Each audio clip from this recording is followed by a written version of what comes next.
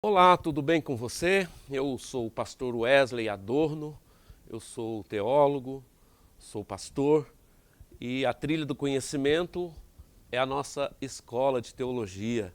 É nesse cenário aqui que eu ministro aula todos os dias. Eu vou falar com você hoje sobre o ponto de vista histórico relacionado a este conflito entre Israel, os árabes, e vou chegar até ali nesse grande tema de hoje que é o Hamas, é isso? Claro, aqui sinteticamente, de forma muito sintetizada, mas na linha do tempo.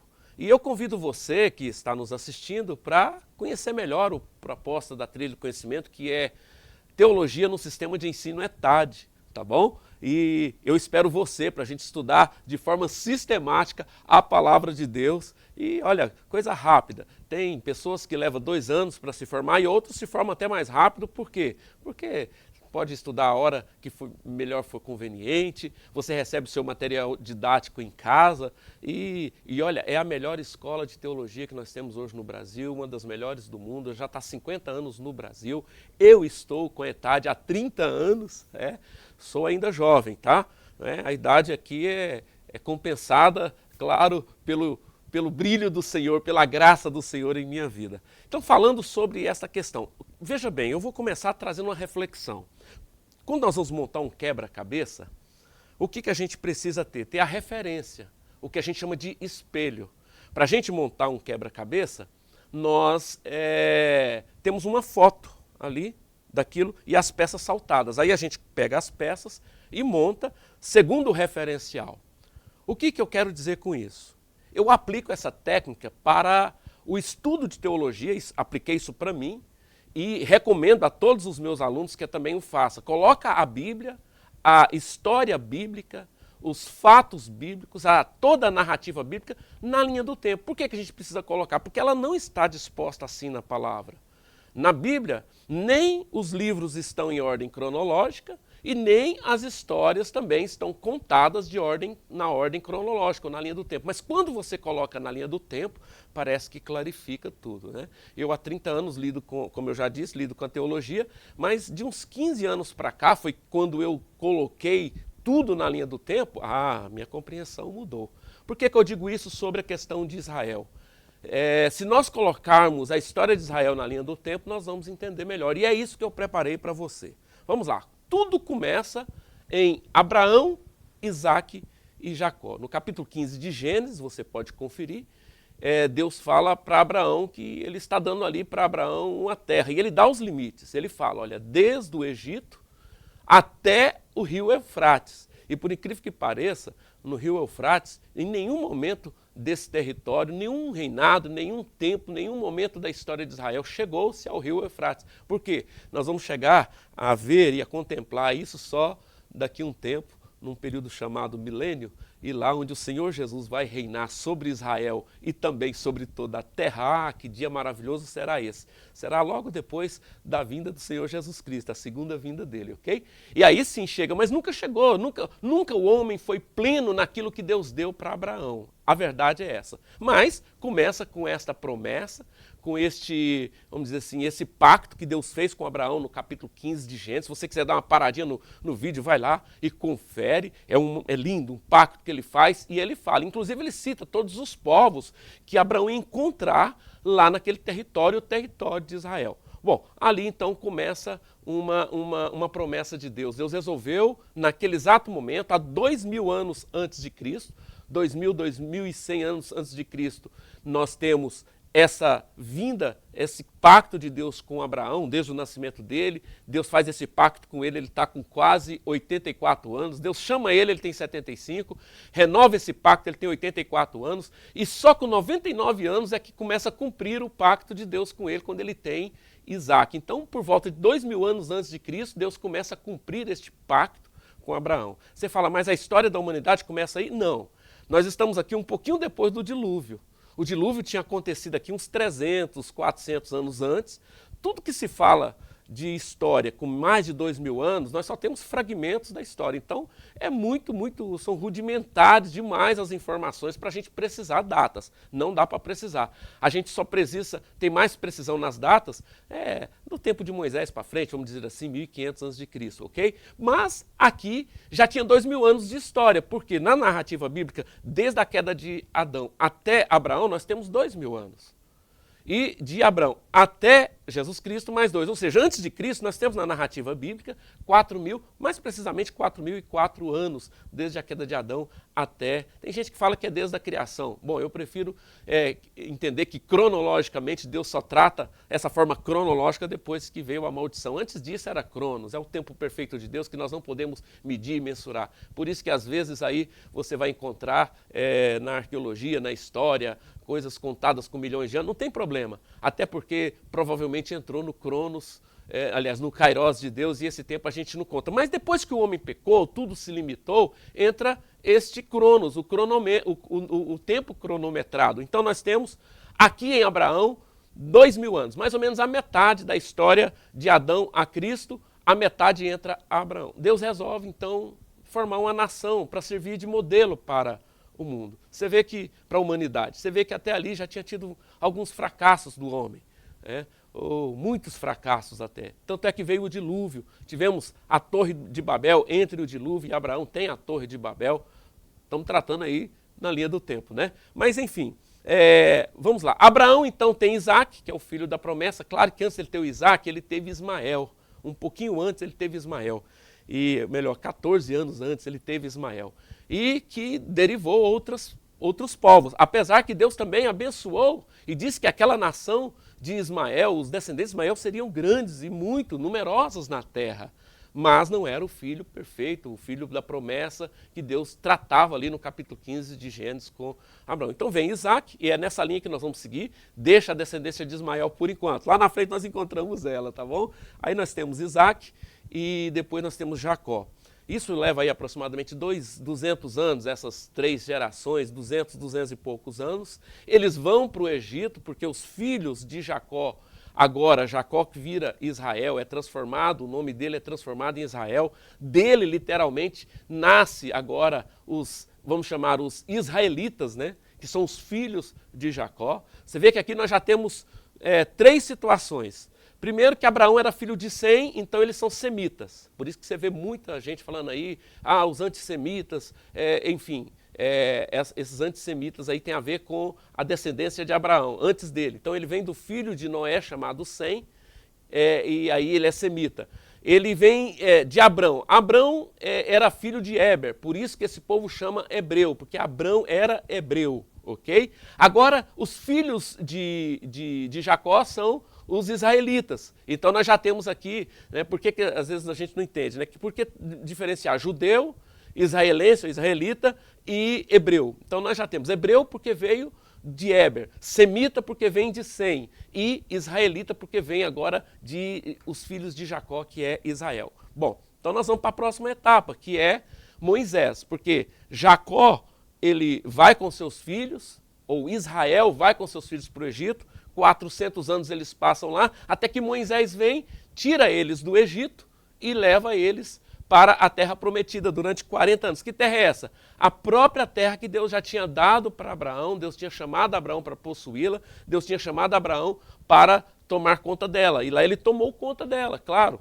E eles foram para o Egito, agora Moisés é usado por Deus para levá-los de volta. Eles passam 40 anos no deserto, Moisés não entra nessa terra, mas dá todas as coordenadas para o seu sucessor, inclusive um sucessor que ele faz dele um grande guerreiro, que é Josué, e Josué então entra na terra prometida, entra em Canaã, neste território que é chamado o território de Israel. Isso acontece entre 1500, desde o nascimento de Moisés, até 1380, quando Josué morre. Josué morrendo, ele não tinha sucessor.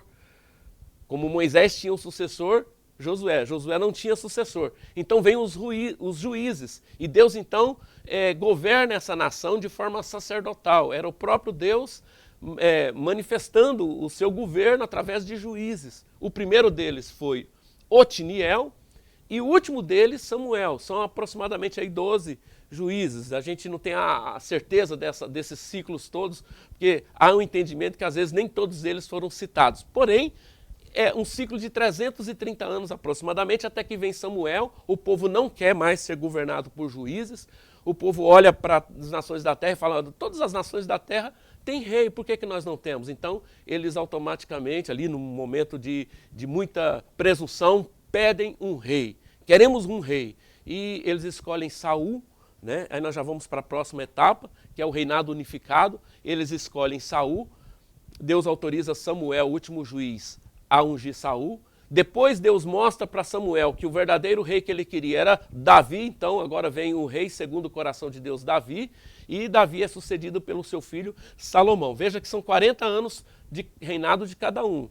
Saul reinou 40 anos, Davi 40 anos, Salomão 40 anos. Isso aconteceu, essas datas já são bem precisas, entre 1050 e 930 a.C. Você pode ver que nós estamos aqui numa linha descendente, por quê? Porque nós estamos chegando em Cristo, nós estamos antes de Cristo aqui, ok? Eu até fiz esse layout assim um tanto quanto na diagonal para você entender o que vai afunilando até chegar em Senhor Jesus Cristo. Bom, em Salomão, quando ele morre, o reino de Israel, que era unificado, as 12 tribos estavam juntas no mesmo reinado, ele agora se divide em dois reinos. O reino do norte, chamado Israel, e o reino do sul, chamado Judá. Daí agora nós temos a questão agora desse povo ser chamado de judeu, né? Então, recapitulando, aqui em Abraão, ou antes de Abraão, eles são semitas, porque são filhos de Sem, o terceiro ou um dos filhos de Noé, semitas. Em Abraão, eles são chamados de hebreu, porque Abraão era um hebreu. Em Jacó, que foi transformado em Israel, agora eles chamam de povo de Israel. Né? E agora, com o reino dividido, reino do norte e reino do sul, eles passam a ser chamados judeus. Por quê?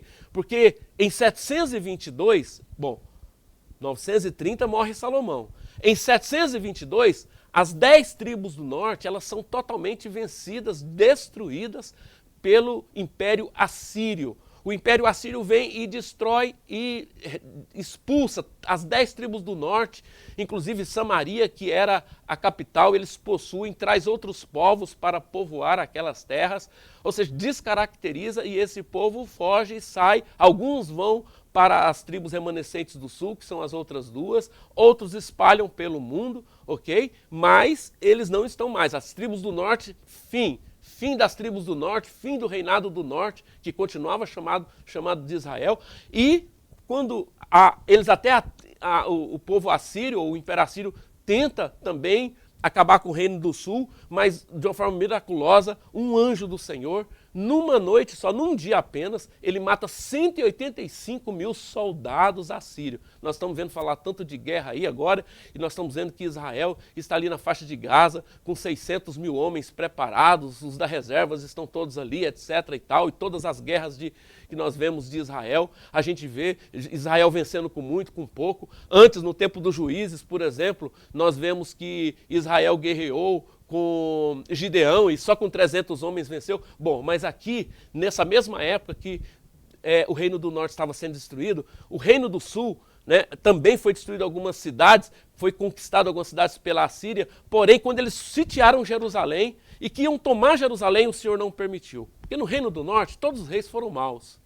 Começando da rebelião contra o próprio Salomão lá atrás. Começando ali já tudo errado, trouxeram o bezerro de ouro de volta, trouxeram a idolatria. O reino do norte foi exterminado primeiro. O reino do sul ainda tinha reinos bons e reinos maus. E um detalhe, no reino do sul era a descendência de Davi, conforme estava profetizado, conforme já estava declarado que Jesus Cristo viria através da descendência de Davi. Então Davi, Salomão, o filho de Salomão assume logo depois dele o reinado no reino do sul, a partir de Jerusalém, e essa dinastia continua no reino do sul, que também é exterminado, mas um pouco de tempo depois. Somente em 586 conclui-se essa devastação no reino do sul.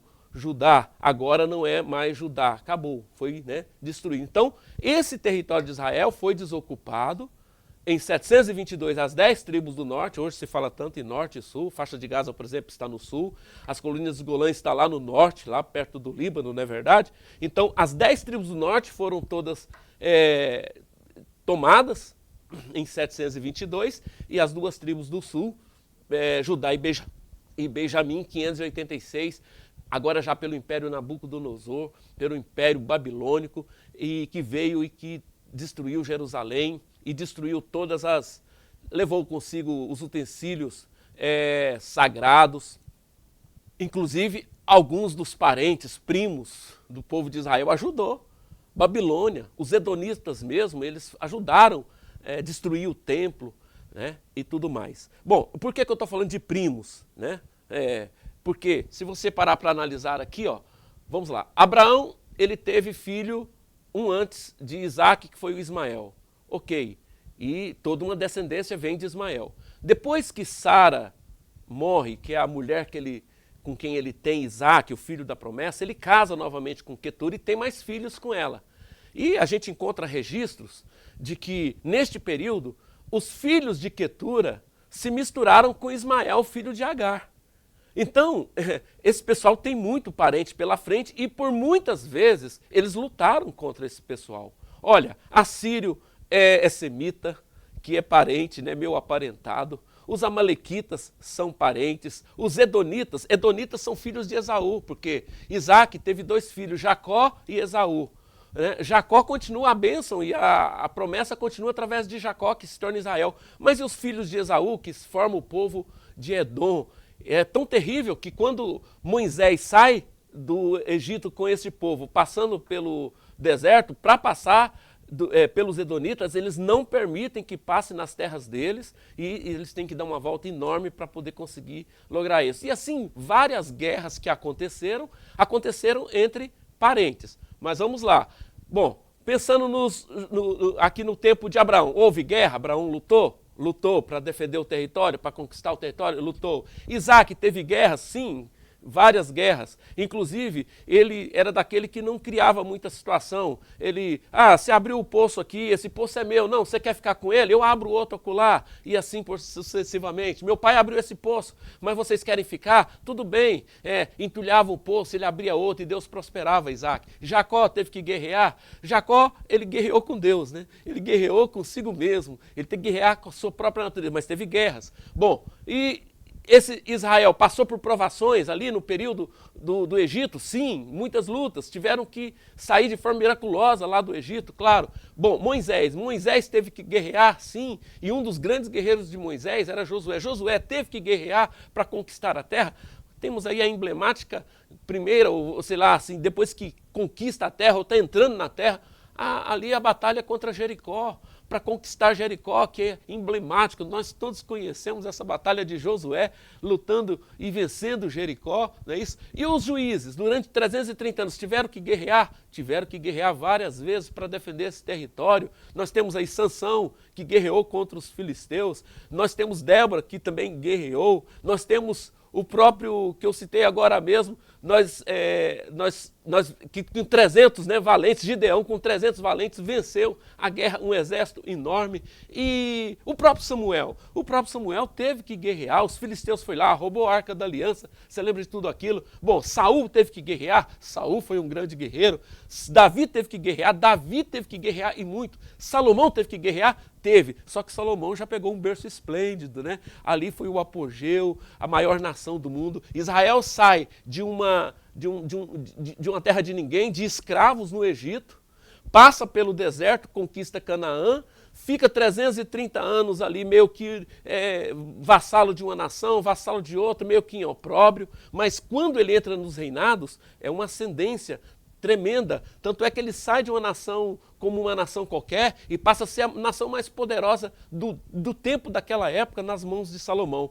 Porém, a vaidade, a soberba, a arrogância fez com que esse reino dividisse. E muitas guerras aconteceram também com o reino dividido e terminando inclusive no fim do reino do norte, no fim do reino do sul. E, claro, depois de tudo isso nós temos a diáspora. O que é a diáspora? É o espalhamento. Esse povo espalhou pelas nações da terra. Só que a palavra diáspora significa semente lançada. Eles foram espalhados pela terra, tanto uma parte em 722, como outra parte em 586. Claro, ficaram na Babilônia, mas muitos espalharam. Inclusive, depois tem um decreto da volta deles em 536, já no Império Persa, não mais no Babilônico. Porém, nem todos voltaram. Muitos voltaram, mas levou 100 anos a volta deles para Israel, para o território de Israel. E muitos não voltaram, muitos ficaram na Babilônia, muitos foram para outras terras, e os da tribo do norte, do reino do norte, espalhados, ou seja, a diáspora foi real. Isso acontece o quê? 536, 500 a.C., 400 a.C., e esses 5 séculos, 6 séculos antes de Cristo, esse povo, 7 séculos de Cristo, esse povo espalhado pela terra, mas como uma diáspora, como semente lançada. E nesse período nós ainda temos 3 impérios que dominam os territórios de Israel. Nós estamos falando de território. O Medo-Persa, que foi o primeiro, inclusive, que trouxe libertação de Israel naquele cativeiro dos 70 anos na Babilônia. Tivemos o grego, quem nunca estudou ou já ouviu falar ou conhece ou não conhece a história de Alexandre o Grande, com o Império Grego, e depois, quando ele morre, muito jovem ainda, os seus 4 generais, continua esse reinado grego, e também o Império Romano, já chegando próximo de Cristo, 6 décadas antes de Cristo, nós temos o Império Romano dominando toda a região ali de Israel, todo o território de Israel. Ah, você fala assim, tudo bem, mas esse território de Israel não teve mais rei depois que terminou o reinado do sul, o reinado do norte? Não, não teve. Eles até lutaram. Temos ali a revolta dos Macabeus em 190 e alguma coisa antes de Cristo. Nós temos muita luta desses judeus, mas como reinado não, eles ficaram subservientes, vassalos ou dirigidos ou de alguma forma liderados por outras nações. Primeiro por esses 3 impérios, o persa, o grego e o romano. No tempo de Cristo, Império Romano. Ok? Aí chegamos em Cristo. Primeiro, nós vamos começar pela data da morte de Cristo, 33. É claro que esse calendário já houve mudanças, é certeza que não é 33, tem um erro aí de uns aproximadamente uns 5 anos, mas vamos pegar pela forma que está hoje para a gente entender melhor, como se fosse 33. Vamos lá. 70 depois de Cristo. Estou correndo aqui para a gente poder, para esse vídeo não ficar muito longo, essa aula não ficar cansativa para você. Tem a destruição do templo. Essa destruição do templo, ela provoca todos aqueles que tinham voltado para esse território de Israel. Você conhece bem a história de Cristo, você conhece bem os evangelhos, você conhece bem do nascimento de Jesus, os 3 anos de ministério dele, depois a morte, ressurreição, ele vai para o céu, ele deixa ali uma igreja, principalmente ali, primeiro conquistada para judeus, apesar que foram os próprios judeus que mataram Jesus, mas ele inclusive disse, olha para os discípulos, fiquem em Jerusalém até que do alto vocês sejam revestidos de poder, ou seja, fiquem em Jerusalém. Ele falava, apesar que quando ele veio o domínio da língua era grega, mas ele falava fluentemente o grego, falava o hebraico e ainda falava o aramaico, que foi uma língua que eles herdaram aí lá do cativeiro babilônico daquele tempo.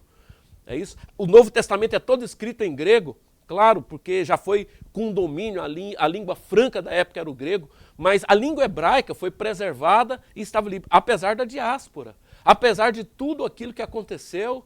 A língua hebraica como é preservada até hoje. Olha que coisa maravilhosa. Bom, 70 depois de Cristo tem a destruição do templo e mais uma vez muitos judeus são dispersos daquela região.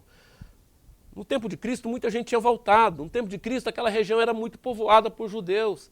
Era Império Romano, mas os judeus estavam ali, apesar deles estarem espalhados ainda pelo mundo, mas ali era o ponto principal deles, era uma grande quantidade, mas 70 depois de Cristo, quando vem aquela grande perseguição romana e destrói o templo, e destrói boa parte de Jerusalém, o sangue corria nas ruas como que enxurrada. Esse povo, eles começam a fugir, a sair novamente de longe de Jerusalém, mas tudo se conclui, essa saída deles, quando em 133 um judeu, Bar Koba, o nome dele, ele se levanta contra o Império Romano, tentando buscar ali uma independência ou alguma coisa relacionada às suas possibilidades de se tornar uma nação novamente, de se reaverem, porque eles não eram considerados ali, não tinha autonomia de uma nação. O imperador Adriano, que era o imperador romano, vem e de uma vez por todas expulsa todos os judeus. Claro que sempre fica um remanescente, como ficou em 722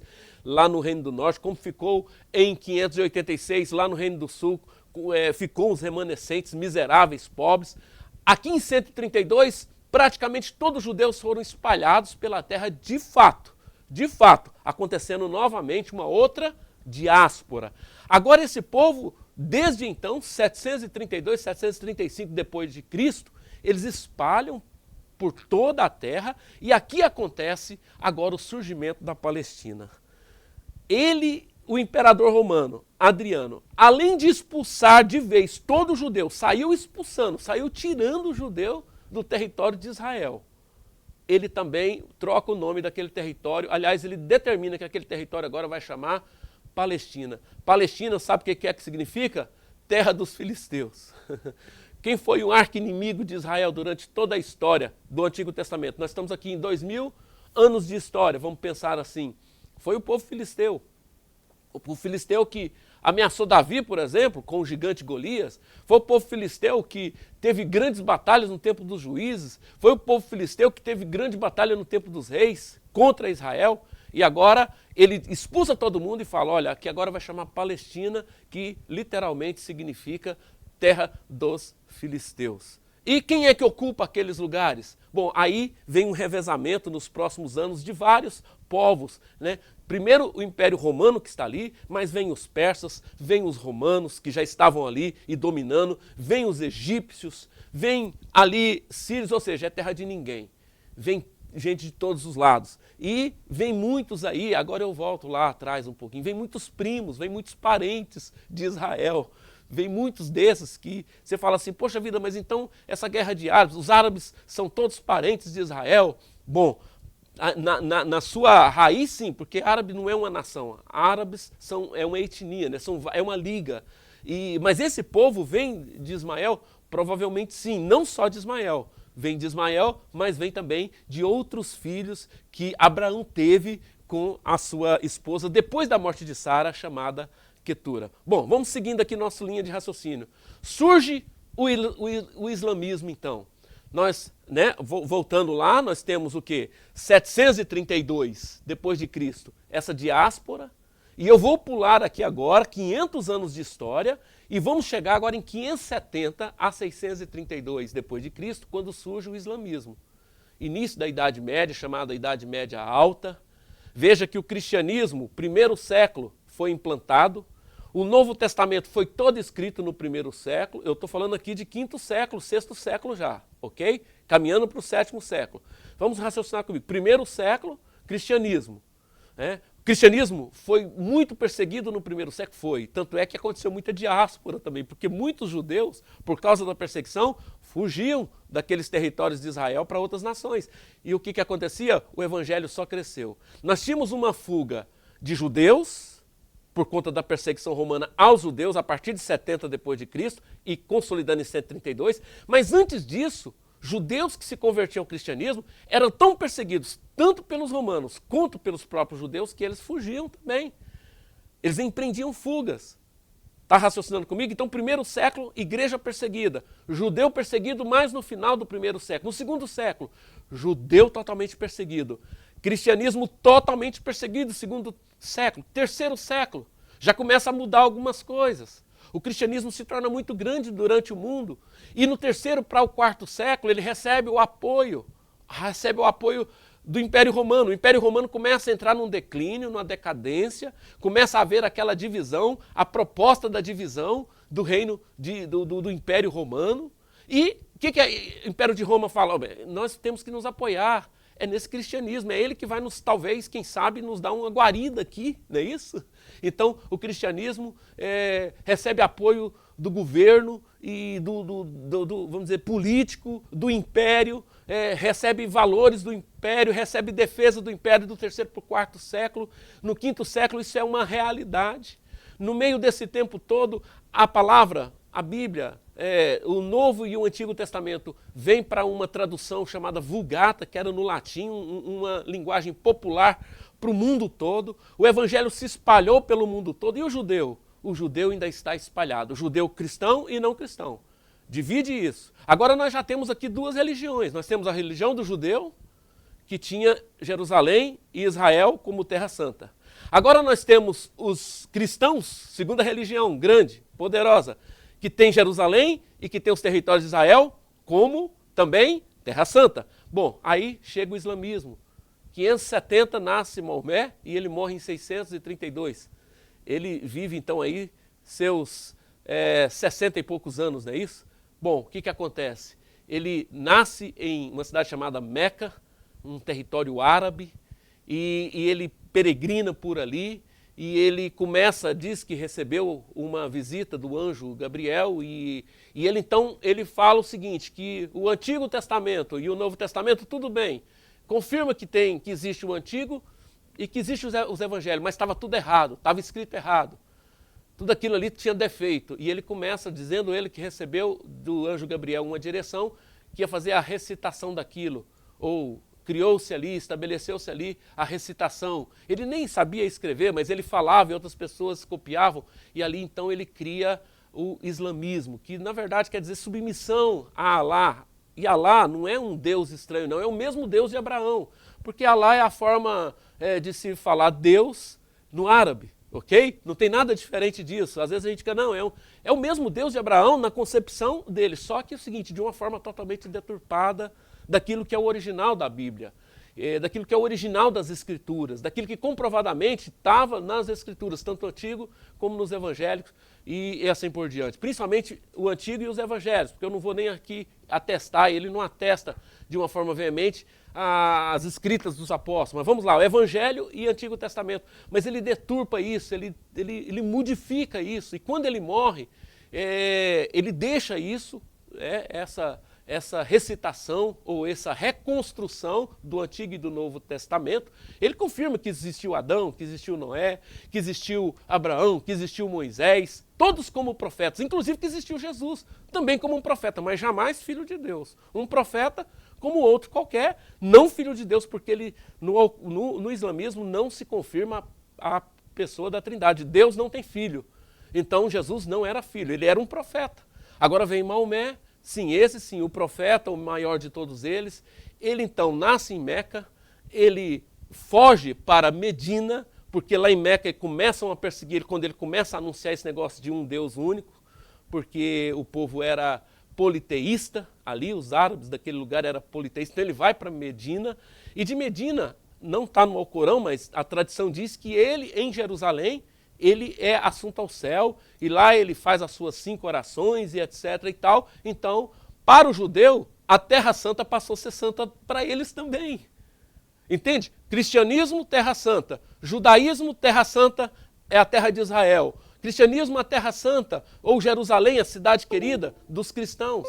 E agora passa a ser também, das 3 cidades do islamismo, uma delas é Jerusalém também, território que eles consideraram santo por conta dessa partida. Bom, é muitos detalhes que aqui nós não temos como, procure entender melhor o islamismo. Hoje o Alcorão está disponível, tudo que eu estou falando aqui não é nada escondido, não é clara. Hoje o islamismo é a 2ª maior religião do mundo, 33% da humanidade hoje é cristão, e o islamismo já está chegando a 25%, 26%, é a religião que mais cresce no mundo. Há uma perspectiva que, se Jesus Cristo não voltar antes, em 2050 ela será maior do que o cristianismo, se for nessa mesma linha de crescimento. Então é público. Bom, mas por conta de tudo isso, quando ele morre, ele deixa, e eles perguntam, quem vai ser o sucessor de Maomé? Aí analisaram entre os descendentes dele, os primos, os tios, os parentes dele, e não encontraram muita saída, apesar de que deram um jeito lá, enfim, e outros achavam que não seria através da descendência dele, então cria duas vertentes, né? Uma vertente cria a Suna, que é um complemento do Alcorão, então são os sunitas, e tem os xiitas, que eram aqueles que consideraram que tinha que ser da descendência. Bom, vamos lá. 2 vertentes de islamismo. E o que tem a ver com o território de Israel? O território de Israel, que era ocupado por cristãos, que era ocupado por muçulmanos, que era ocupado por judeus, que era ocupado por vários povos da terra, como nós já analisamos, agora começa a ter uma grande aquerência, um grande interesse dos árabes, que era a predominância dessa religião do Islã, ou do muçulmano, que muçulmano também significa total submissão.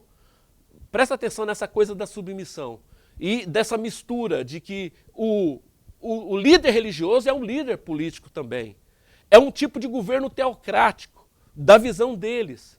Isso gerou e trouxe, porque tem uma certa contaminação, desestruturaram a palavra, desestruturaram, mexeram. A palavra de Deus diz que ninguém, ai daquele que acrescentar uma vírgula. Ou seja, não poderia mudar nada da palavra, eles mudaram completamente trazendo ao Corão. A base é a palavra, é a Escritura, é o Antigo e o Novo Testamento, mas totalmente transformado. Isso traz com quê? Trouxe várias possibilidades de extremistas. E durante, então, a partir de 632, Idade Média, tempo da escuridão também, a igreja cristã, o cristianismo entra num certo declínio por conta de estar muito à vontade, traz para si a idolatria, traz para si uma série de coisas e entra num período chamado período das trevas. E agora a gente dá um salto, né? Mais para frente, vamos até agora 1517, vamos pular aí 1000 anos, Império, vamos chamar de Idade Média completa aí, vamos lá. Esse território de Israel fica em revezamento.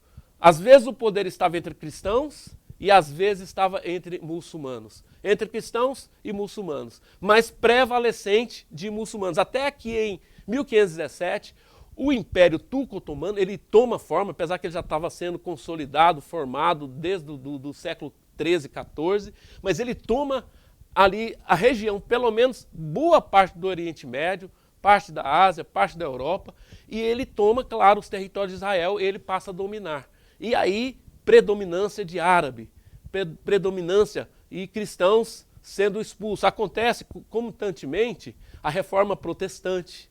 E a reforma protestante fica virada para outros países, não ali para aquela região. Acontece também as cruzadas da Igreja Católica pelo mundo afora, do cristianismo, enfim. Mas ali aquele lugar meio esquecido e o Império Otomano tomando de conta com a religião islâmica, com a religião dos muçulmanos, da predominância da Liga Árabe, países árabes, mas não só árabes, ela começa a espalhar. Mas ali naquela região, árabes. Isso vai até 917 a.C., esse Império Turco-Otomano. Ele dura 400 anos. E só que no final do século XIX, 1897, repito, 1897, tem um grande congresso do sionismo. O que é o movimento sionista? Era um movimento onde que os judeus que estavam espalhados por toda a terra, muito poucos vivendo lá na terra de Israel, mas espalhados e muito nos Estados Unidos, na Europa, em todos os lugares tínhamos judeus nessa época, como começa um movimento chamado sionismo para que voltasse a ter o seu território, voltasse a ser nação, Israel voltasse a ser nação. Isso começa no final do século e durante 40, quase 50 anos esse movimento acontecendo. Okay? O Império Turco-Otomano tomando conta daquelas regiões ali da Palestina, que agora literalmente desde 132 depois de Cristo chama Palestina, e até que chega o domínio britânico. Quando é em 1917, chega o fim do domínio turco-otomânico e entra um domínio naquelas áreas. Na verdade, o Império Turco-Otomânico dissolve e entrega aquelas regiões ali de forma negociada para o Império, para os britânicos, para a Inglaterra, que julgava ter ali muito petróleo, até porque estava começando o período de muito petróleo, de usar muito petróleo no mundo. Já tínhamos em 1917 a questão do motor, né? E assim por diante. Então, a demanda por petróleo, e por incrível que pareça, Israel fica lá, os britânicos ficam lá naquele território de Israel, 30 anos, 1917 a 1947,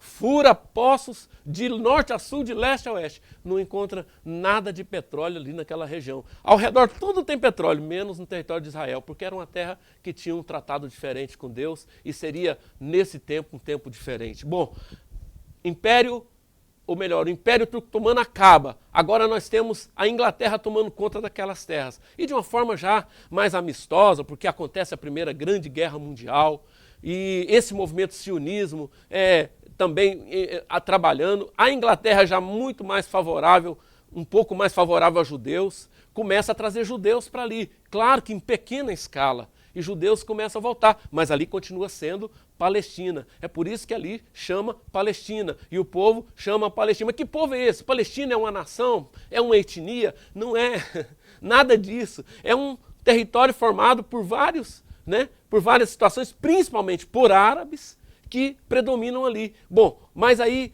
Palestina e o judeu voltando. Até que acontece a Segunda Guerra Mundial e acontece o grande holocausto, 6 milhões de judeus serem dizimados na terra.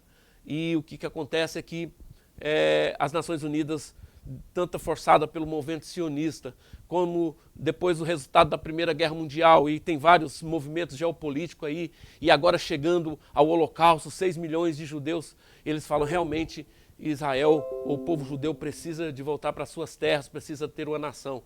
Então, qual lugar? Aquele lugar de onde sempre foi deles, onde sempre eles lutaram, que eles foram expulsos de lá, é para lá que eles têm que voltar. Essa terra é de ninguém, agora tem que ser deles. Bom, mas por lá já estavam agora os chamados palestinos. Grande maioria árabe, grande maioria muçulmana.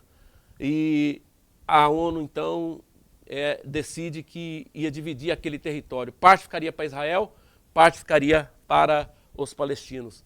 Israel aceita, os palestinos não aceitam. Mesmo assim, a ONU declara aquilo. Parte dos territórios é de Israel, parte dos territórios é da Palestina. Isso no final de 1947. E nada acontece quando é 14 de maio de 1948, Israel se torna nação. Eles se levantam e declaram como nação. No dia seguinte, a Liga Árabe de Nações lutam contra eles, para que isso não fosse verdade.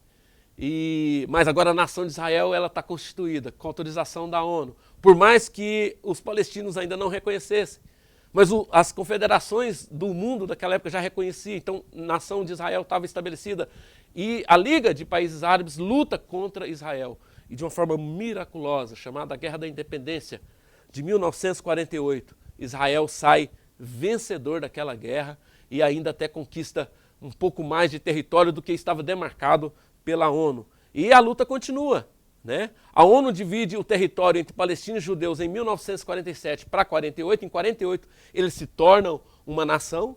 Nasce então nação de Israel novamente, e a Bíblia cumprindo uma profecia de Mateus 24, depois você lê lá, falando sobre a figueira, que ao brotar da figueira, né, que nascer o renovo dessa figueira, que é o renovo de Israel, né, a vinda do Senhor estaria próxima. Não passaria essa geração. Estamos com 75 anos que isso tudo aconteceu.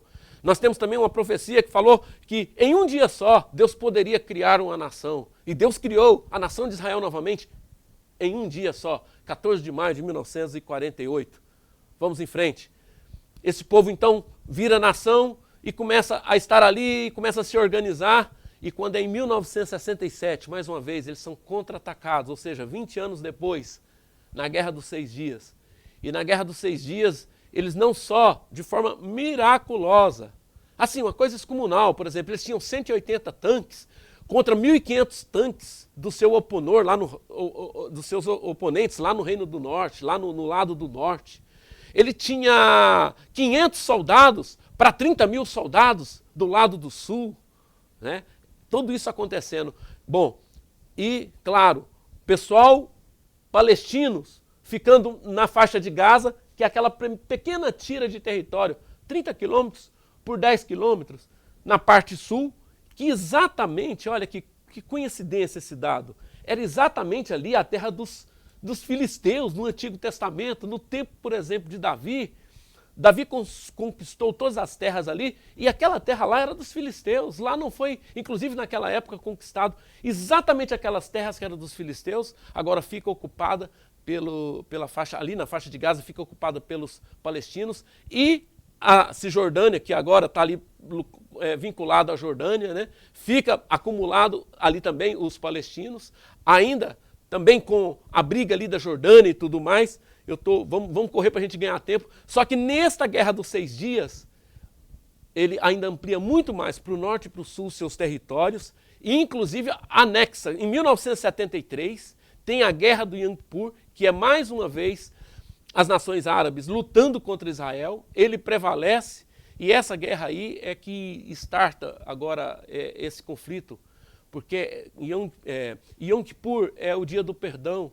É uma festa sagrada para os judeus. Eles estavam festejando, eles estavam adorando a Deus, estavam em festa e de repente, mas que vêm novamente, são atacados. Os detalhes dessas guerras depois você consulta, que não dá tempo de eu te passar aqui agora. E mais uma vez eles prevalecem, mesmo sendo menores.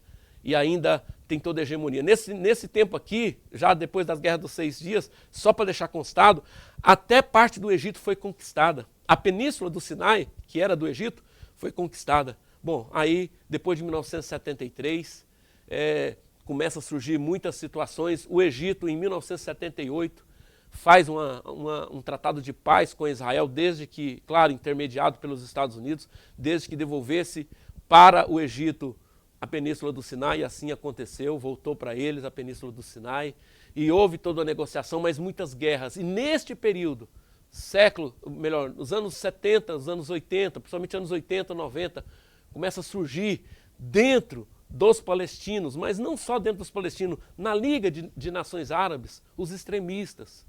E partidos políticos querendo dominar e lutando por uma independência dos palestinos, mas daquele jeito. Nós queremos os nossos territórios, mas não queremos Israel no mapa. Queremos a Palestina, mas Israel sem nada. Nós não concordamos que Israel tenha. Bom, mas houve tratados até que chegamos a ter agora partidos extremistas e que viraram verdadeiras organizações terroristas, como é o caso do Hamas, do Hezbollah, do Estado Islâmico e tantos outros, que viraram radicais, que eles não querem, não é simplesmente defender este povo chamado de Palestina, eles querem exterminar Israel, como um país que é arqui-inimigo de Israel, nesse sentido, que é o Irã, que financia essas organizações, que são pequenas organizações, se é que pode chamar de pequeno, mas são partidos que controlam, por exemplo, o Hamas. Como Israel já tinha tomado e anexado, inclusive a faixa de Gaza, a Cisjordânia, e estava tudo anexado, lá em cima as colinas de Golã e tudo mais, agora Israel tinha o domínio, mas os palestinos ficavam lá. E Israel administrava. Até que surgiu a Autoridade Palestina, né?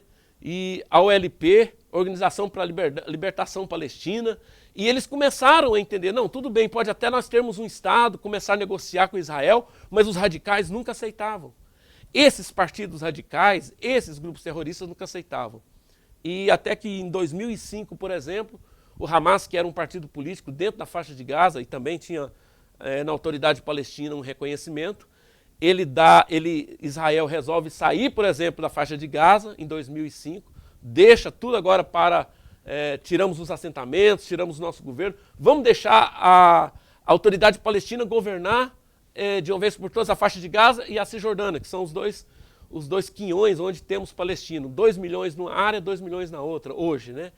Bom, no ano seguinte, em 2006, o Hamas dá um golpe de Estado, porque não foi eleição, eles falam que foi, mas foi um golpe de Estado, eles assumem a faixa de Gaza e eles começam a dominar a faixa de Gaza, os palestinos, a contragosto da Autoridade Palestina, que é a que controla todo o território, vamos dizer, ocupado pelos palestinos, e eles então passam a subjugar até mesmo o próprio povo palestino. Eles mataram milhares e milhares de palestinos para se estabelecer no poder. Qual a conclusão que nós chegamos? Que este grupo, apesar de serem, de uma certa forma, um tanto quanto oficiais no termo político, porque são partidos e reconhecidos por algumas nações, são, na verdade, grandes grupos terroristas e que, por causa do fundamento radical, não são todos os islâmicos que pensam como eles, não são todos os muçulmanos que são radicais como eles. Muitos, a grande maioria, querem paz. A grande maioria não querem tomar as terras de Israel, uma grande maioria querem paz. Mas por causa desses radicais que herdam lá do 7º século, aquela herança, vamos dizer, maldita, dessa confusão que o islamismo trouxe, deturpando a palavra e misturando a questão da política com o governo de Deus, o governo religioso com o governo político, e se radicalizam. E tem ódio, como Hitler teve no Holocausto, como Hitler teve, como o anticristo tem, do cristão e do próprio judeu, como a própria personificação de Satanás. É terrível. Entendemos? Esses grupos terroristas, eles não querem simplesmente um território para os palestinos, eles matam palestinos. Um dado para vocês, lá na faixa de Gaza, 7% dos palestinos, entre faixa de Gaza e Cisjordânia, são cristãos. São cristãos, nem islâmicos são mais. Mas esses grupos terroristas querem ameaçar, intimidar e de forma covarde, terrível, ameaça e machuca e fere Israel. A gente não sabe o desdobramento. Eu estou gravando essa aula para você no mês de outubro de 2023. Eu não sei que dia que você estará vendo esse vídeo. Mas neste momento, nós ainda não sabemos o fim dessa guerra. Nós não sabemos se outras nações da Liga Árabe ou outras nações que têm comunicação ou que financiam esses grupos terroristas, eles vão entrar na guerra. E eles entrando, eles têm alianças com grandes potências militares no mundo. Se o Ocidente vai agora lutar contra o Oriente, a gente não sabe. Mas o certo é que Israel é o povo de Deus, povo escolhido de Deus, povo marcado por Deus para ser bendito na terra. Porque Deus disse a Abraão, em ti serão benditas as famílias da terra. Nós, os cristãos, estamos benditos nessa mesma promessa porque nós estamos, através de Cristo, um judeu, linkado a Abraão. Então, é isso que vai prevalecer a vontade de Deus. Agora, um recado eu te deixo. A palavra não... O Israel é o relógio de Deus, conforme é o título até desta aula, né? A chamada disso aqui. Tudo aí você vê que é Deus tratando com a humanidade a partir de Israel. Deus tem uma dispensação com a igreja, uma dispensação com Israel e uma dispensação com o gentio. E a igreja é quem? É judeus e gentios que se convertem ao Senhor. Mas o relógio de Deus é Israel. Está muito próximo à volta de Cristo. Procure entender mais. Eu convido você mais uma vez, vem estudar teologia comigo, venha fazer aí na Trilha do Conhecimento, nós vamos deixar os links aí nas nossas publicações, fale conosco, vem estudar teologia que você vai entender o começo, o meio e o fim dessa história. Assim como eu coloquei aqui a história de Israel na linha do tempo, nós colocamos lá a Bíblia toda, de Gênesis a Apocalipse, na linha do tempo. E você vai ter plena compreensão. Nós já tivemos 4 milênios antes de Cristo, narrados na história bíblica. 2 milênios depois de Cristo, aproximadamente. Olha, 6 milênios já de história. O 7º milênio está para começar. E o 7º milênio será o governo de Cristo, a partir de Jerusalém, sobre toda a terra. Mas para isso acontecer, o início desse governo de Cristo, milenial de Cristo, tem que acontecer a segunda volta de Cristo. Estejamos preparados para ela. Que Deus nos abençoe em Cristo Jesus. Ore pelo Israel, ore pela paz sobre Israel. E claro, ore também pelos palestinos, porque eles precisam de Jesus.